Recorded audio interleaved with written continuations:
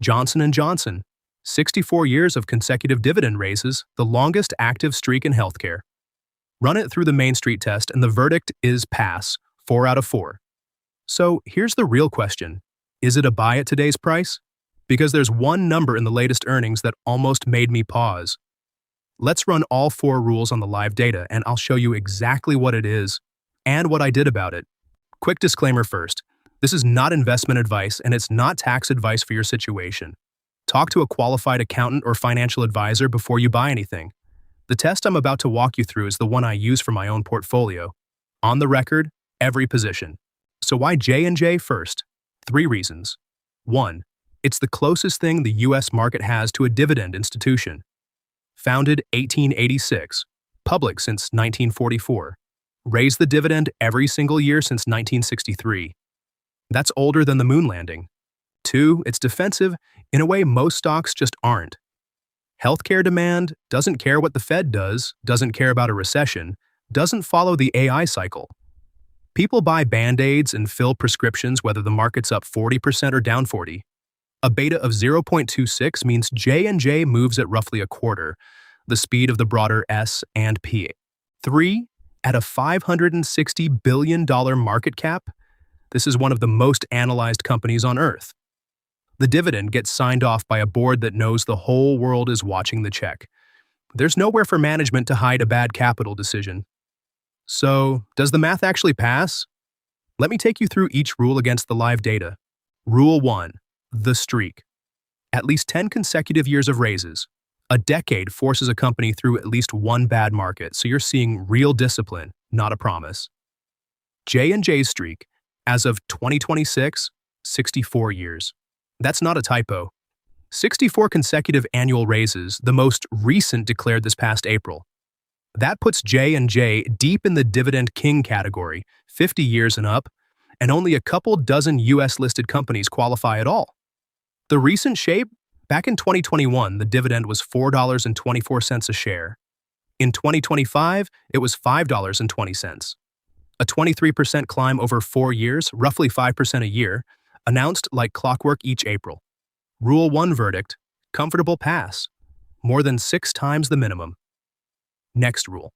Rule 2, the cover. The company has to earn at least 1.3 times what it pays out in dividends. Enough cushion to keep paying through a bad year without borrowing or cutting.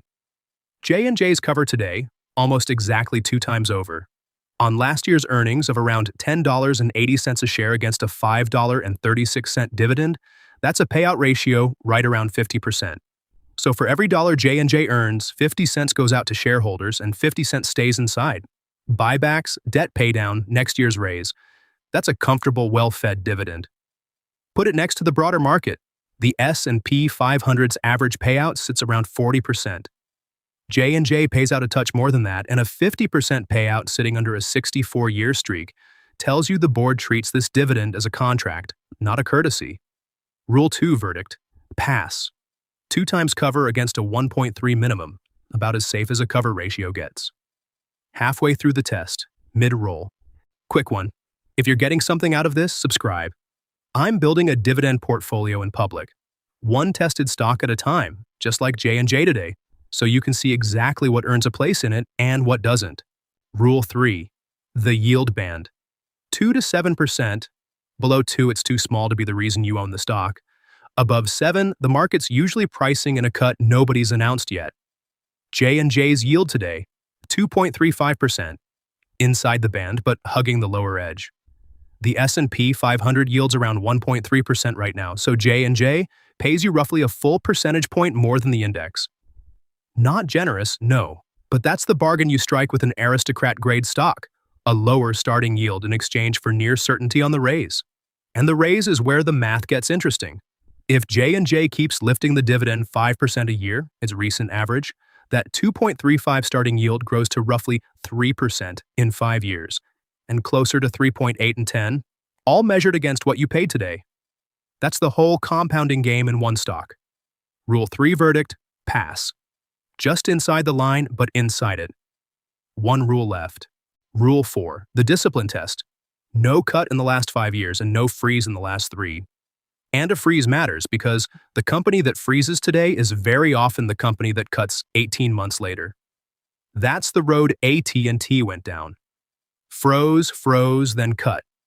J&J over the last decade, 10 raises, 0 freezes, 0 cuts. The largest raise in that window was around 6%. The smallest was this year's 3.1%, announced in April. That's worth flagging. It's a genuine step down from J&J's usual mid-single-digit pace, and I'll come back to it in a minute. But a smaller raise is still a raise. The streak holds, the cadence holds. The board announces every April like clockwork. Rule 4, verdict, pass, 10 for 10. 4 rules clear. Framework pass. Before I stamp the receipt, here's the honest read on J&J. What's weak and what would actually make me sell? 3 things the test doesn't capture. 1. The litigation. J&J has set aside billions for talc claims, and in January the courts approved a restructured settlement worth about $10.5 billion, paid over 25 years. That clears a lot of uncertainty, but the docket isn't fully closed, and one bad jury verdict can still move the stock in a week. The 4 rules don't see any of that. 2. The yield.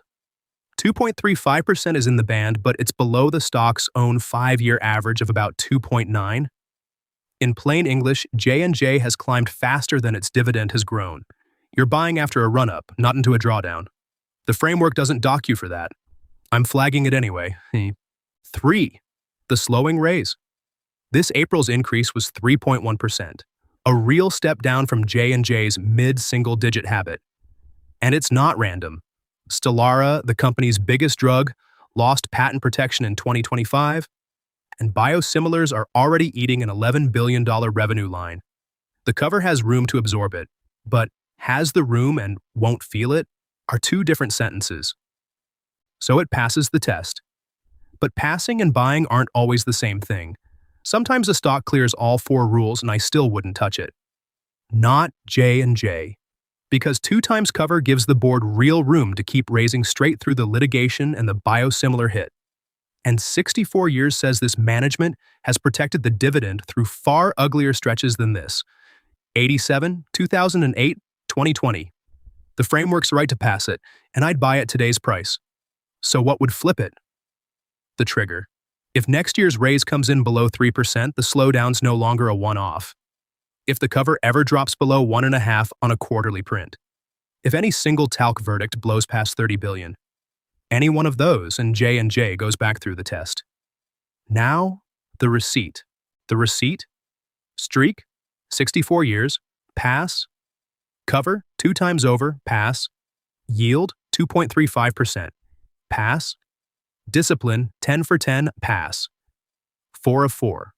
J&J passes the Main Street test. What that stamp earns you, built on 64 years of evidence, is the quiet confidence that the dividend you start collecting today is the same dividend you'll be collecting in 5 years, 10 years, 20. Bigger every year, paid like clockwork, with the honest read sitting right on top of it so you're never buying blind. So J&J earned its spot. Not because it's exciting, but because quiet, reliable, and bigger every year is exactly what compounding runs on. Small beginnings, but that's how the snowball starts to roll. That's the Main Street test on J&J. 4 rules, the verdict, the receipt. If you found this useful, hit subscribe. And tell me what stock to run through the test next. Drop a ticker in the comments. The test is the receipt.